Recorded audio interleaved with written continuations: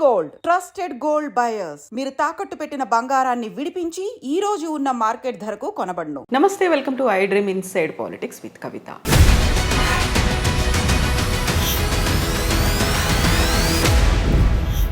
అక్రమంగా అమెరికాలో చొరబడ్డటువంటి వలసవాదుల్ని చేతులకి కాళ్ళకి సంకెళ్ళు వేసి మిలిటరీ విమానంలో పంపించేస్తోంది అమెరికా. అందులోనూ మన భారతీయులు కూడా ఉన్నారు. అయితే దీనిపై విపరీతమైనటువంటి విమర్శలు, వివాదాలు మొదలైపోయాయి.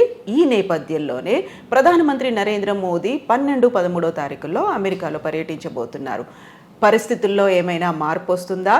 ఏం జరగబోతోంది? మనతో పాటుగా ఉన్నారు డాక్టర్ జయప్రకాష్ నారాయణ గారు. సార్ నమస్తే. నమస్తే కవిత. సార్, గతంలోనే మనం మాట్లాడుకున్నాం, ట్రంప్కి ఒక సిద్ధాంతం అనేది లేదు, తను ఏది పట్టుబడితే అది చేసేస్తారు అనేది.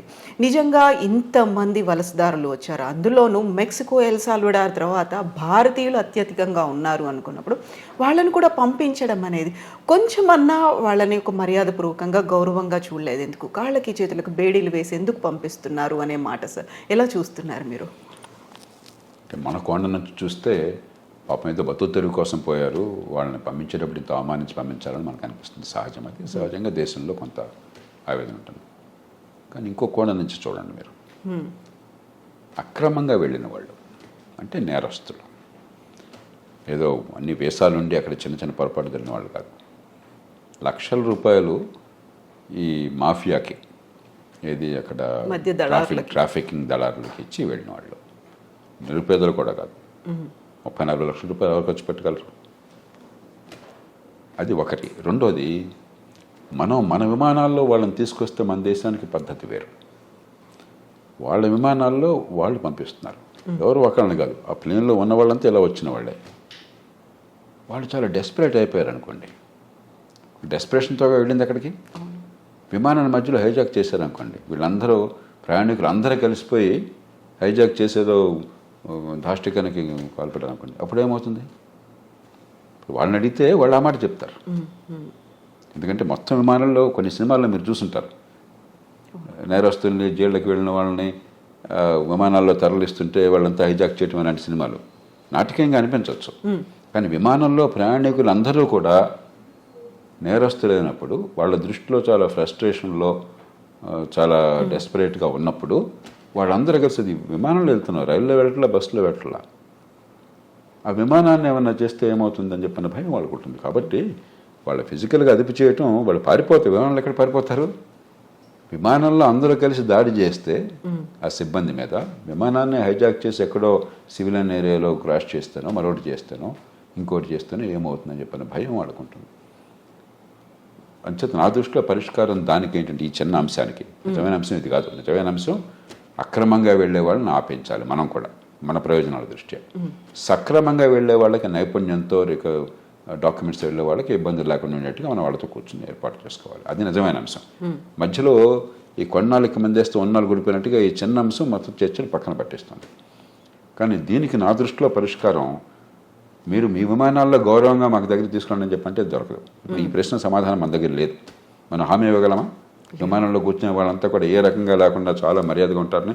మామూలుగానే విమానంలో ప్రయాణం చేస్తుంటే ఎయిర్ హోస్టెస్ మరొకళ్ళు చాలా అవమానిస్తుంటారు, అరుస్తుంటారు మన కల్చర్లో. అలాంటి కొన్ని సంఘటనలు చూస్తుంటాం. కాబట్టి మా విమానాల్లో మేము తెచ్చుకుంటాం. ఒకసారి మీరు మాకు అప్పు చెప్పాక వాళ్ళ బాధ్యత మాది అని మనం తీసుకుని అవ్వకండి. మనం సంఖ్యలు వేస్తామో వేయకుండా ఉంటామో అంత మన బాధ. అప్పుడు గొడవ లేదు. అలా పరిష్కారం ఆలోచించాలి తప్ప ఇది భారత్ను అమెరికాకి మధ్య యుద్ధంగా ఈ విషయాన్ని భావించకూడదు. ఉద్రేకంతో మనం సాల్వ్ చేయాలి. అవతల వాళ్ళ బాధ కూడా గురించి. మన దేశం నుంచి ఉదాహరణకి పాకిస్తాన్కు మరో దేశాన్ని నేరస్తుని మనం పంపించాం.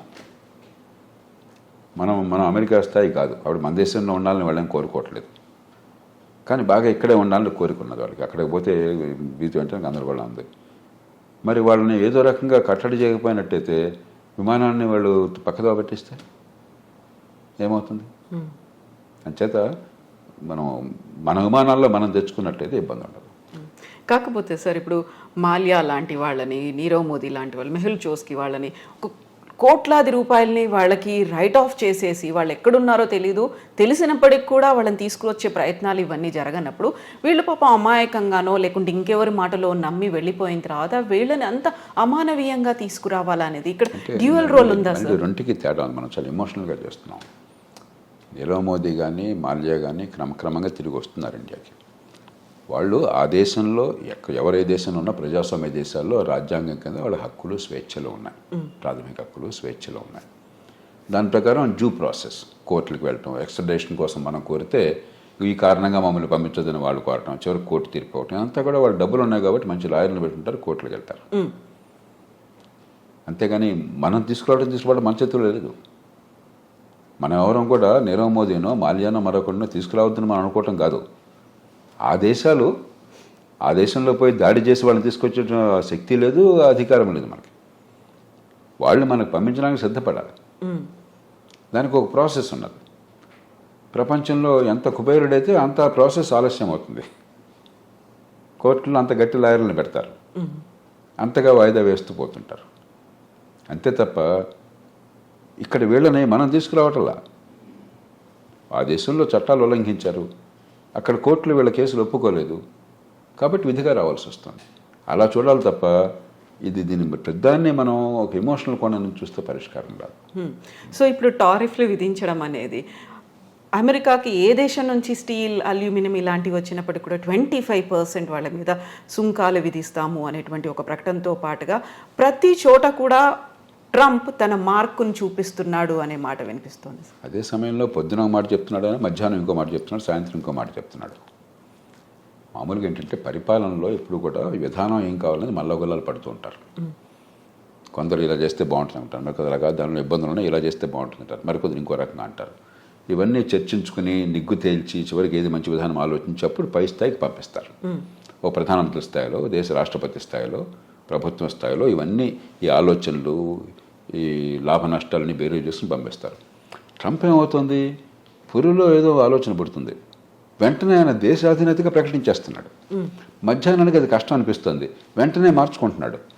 పొద్దున్న ప్రకటించినప్పుడు ఆయన బృందం అంతా వైట్ హౌస్లో ఆయన కేబినెట్ మంత్రులు కానీ లేకపోతే ఆయన ఉన్నతాధికారులు కానీ నేచురల్గా నాయకుడు దేశాధినేత ఆదేశం ఇచ్చాడు కదా ఆయన సమర్థించాలా. మధ్యాహ్నం మాట మారుస్తున్నాడు, మళ్ళీ దీన్ని సమర్థించాలా. సాయంత్రం ఇంకో మాట చెప్తున్నాడు, మళ్ళీ దాన్ని సమర్థించాలా. అంటే ఒక తొగ్గలకి వ్యవహారంలాగా తయారవుతుంది. ట్రంప్ కూడా నిలకడగా, ఎందుకంటే నిలకడగా కొన్ని విషయాల్లో నిలకడగా నడిచవచ్చు. ఇమిగ్రెంట్స్ ఉండటానికి వెళ్ళలేదు, అక్రమంగా వచ్చినటువంటి ఇమిగ్రెంట్స్ ఉండటానికి వెళ్ళలేదు, అక్కడ కన్సిస్టెంట్గా ఉన్నాడు. మంచి వచ్చేటో పక్కన పెట్టండి. అలాగే మరికొన్ని విషయాలు, కానీ కొన్ని విషయాల్లో పొద్దున మధ్యాహ్నం సాయంత్రం ఒక్కసారి ప్రభుత్వం మాట 2-3 సార్లు మారిపోతుంది.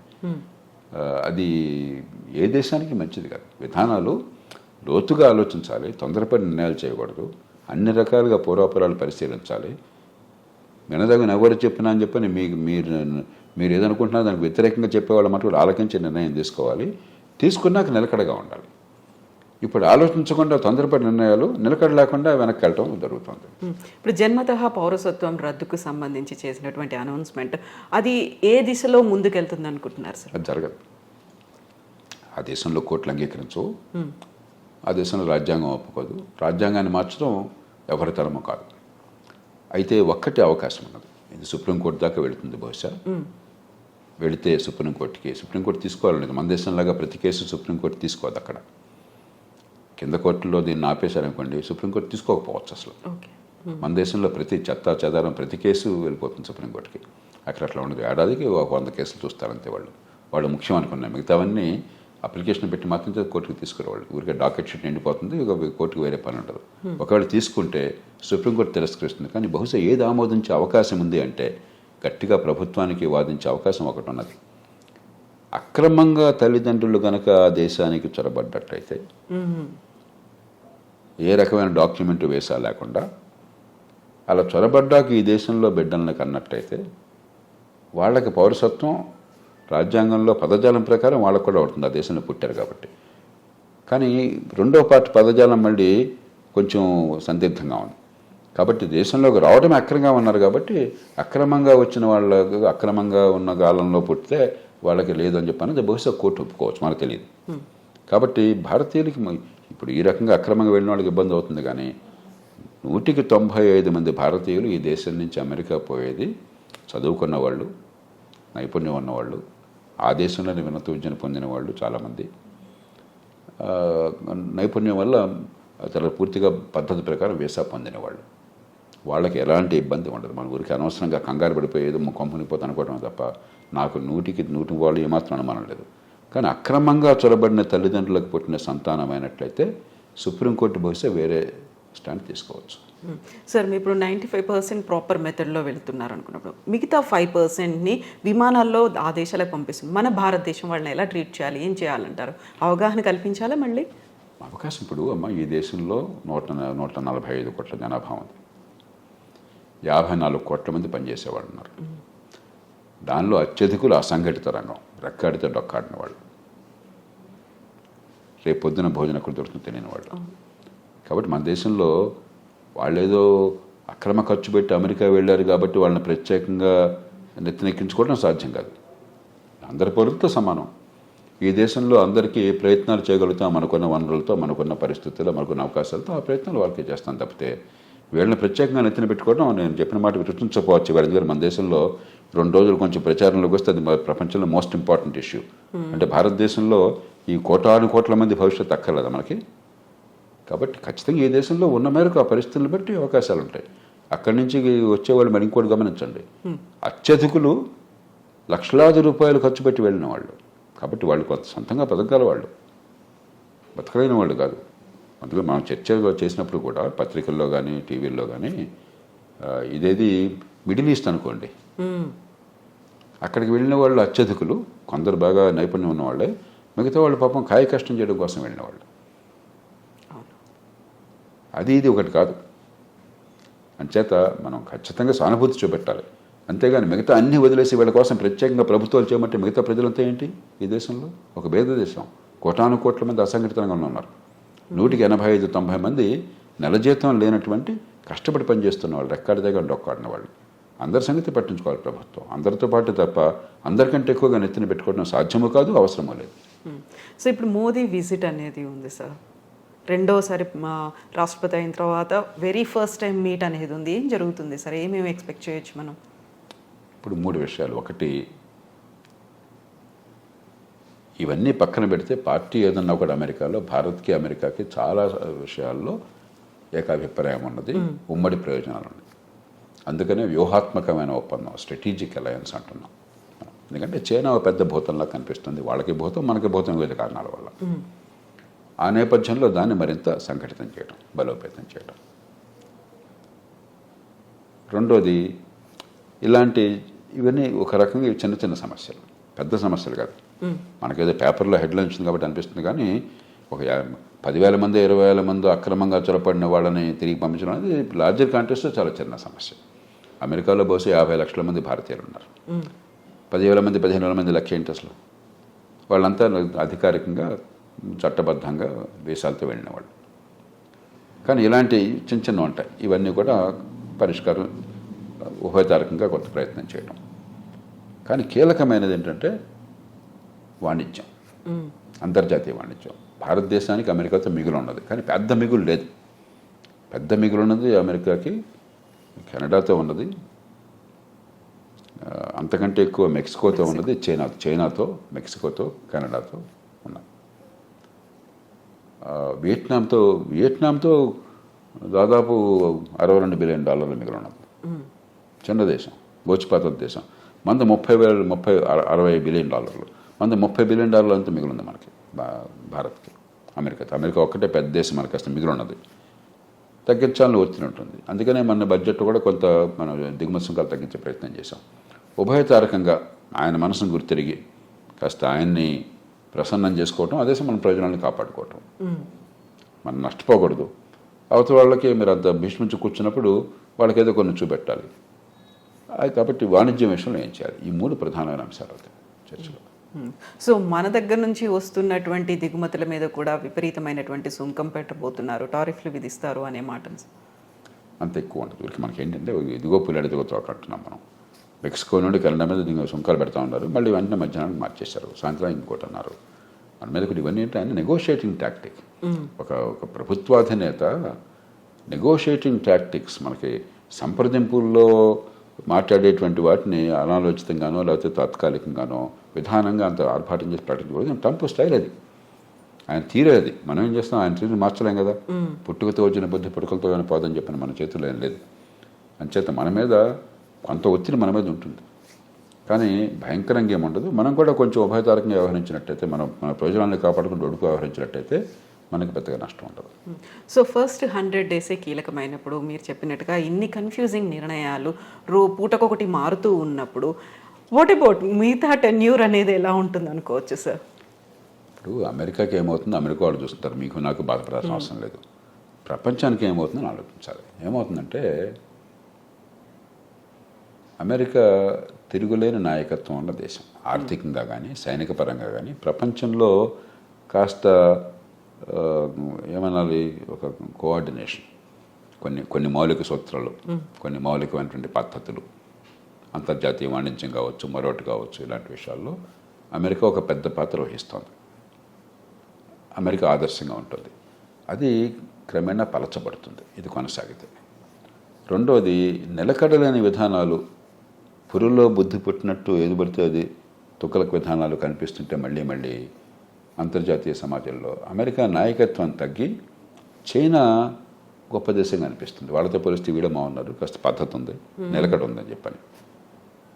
కాబట్టి ట్రంప్ కానీ ఆయన బృందం కానీ కొద్దిగా ఉభయతారకంగా వ్యవహరించకపోయినట్టయితే అమెరికా బలహీనపడి, అమెరికా నాయకత్వం బలహీనపడి చైనా నాయకత్వం పెరిగే అవకాశం ఉంది. భారతదేశానికి ఏనాడైనా సరే ఈ రెంటి మధ్య అమెరికా మేలు మనకి, మనం ఉన్న పరిస్థితుల్లో. కాబట్టి అది కొంచెం దీర్ఘకాలికంగా మనకు కొంత ఇబ్బంది ఉన్నది. కానీ ఇక అమెరికా అది కోరుకుంటే మనం ఏం చేయగలం, చూద్దాం ఏమవుతుంది. సో అప్పుడు మన దౌత్య వ్యవహారాలు కానీ మనం చేసేటువంటి ప్రయత్నాలు కానీ ఏమన్నా మార్పు తెచ్చే అవకాశం ఉందంట. అందుకనే ఇప్పుడు మనం చాలా జాగ్రత్తగా వ్యవహరిస్తున్నాం. పార్టీ ఏదైనా కూడా ఢిల్లీలో అధికారంలో ఉన్న పార్టీ అమెరికాతో మైత్రి సంబంధాలు మనకు తగ్గటం లేదు. అక్కడ ఏ పార్టీ ఉన్నా, మన దేశంలో ఏ పార్టీ ఉన్నా కూడా యూరప్తో సంబంధాలు మనం తగ్గించుకోవటం లేదు. చైనాని మనం శత్రువుగా తీసుకోవటం లేదు. సరిహద్దుల దగ్గర ఏమన్నా దాడి చేస్తే వాళ్ళు గట్టిగా తిప్పుతారు, ఎదురు తిప్పుతున్నాం తప్పితే చైనాని శత్రువు చూడలే. మనం చాలా సమావేశాల్లో చైనాతో కలిసి పనిచేస్తున్నాం. ఇదే సరే. అలాగే రష్యా ఎన్ని ఇబ్బందులు పెడుతున్నా కూడా యుక్రెయిన్ని, మన రష్యాతో వైరం పెట్టుకోవట్లా, ఇరాన్తో వైరం పెట్టుకోవట్లా. ఇది సరైన పద్ధతి. మన ప్రయోజనాలు మనకు ముఖ్యం తప్ప అమెరికా ఏం కోరింది, యూరోప్ ఏం కోరిందో మనకు ముఖ్యం కాదు. వాళ్ళకి నొప్పించకుండా, మనకి తానవ్వక నొప్పింపక మన ప్రయోజనాలను కాపాడుకోవాలి. నా దృష్టిలో మన ప్రభుత్వాలు చిత్తశుద్ధితో ఆ ప్రయత్నాలనే చేస్తున్నాయి. అవి కొనసాగించాలి.